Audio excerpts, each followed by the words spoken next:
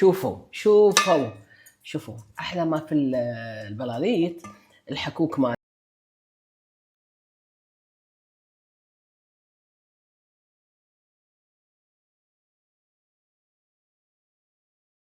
في شيء. انا استعمل مال المطاحن رقم 1، واخلي الحين الباجي تحمر هني، واخلي الباجي هني، واحط عليه شويه ماي يغلي شويه. عندي كم حبه هيل ابي احطه عليه. شوفوا شلون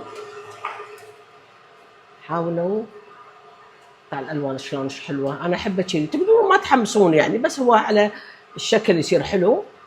وخلاص الحين ذهبت السكر.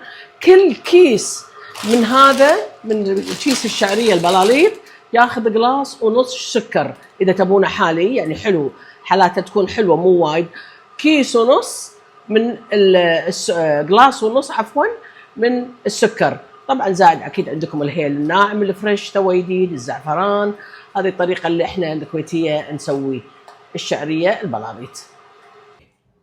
شخلته، احط شويه، انا احط صراحه زبده بعد ما احط زيت، احبها كذي.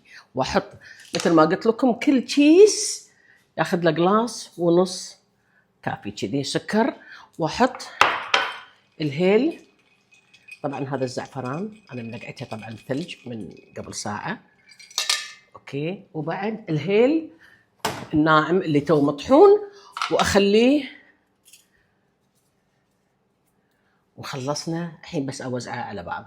البيض مال البلاليط، شويه فلفل اسود، وشويه هيل، وشويه نقطه زعفران. نقول بسم الله، نقول بسم الله، بسم الله، بسم الله.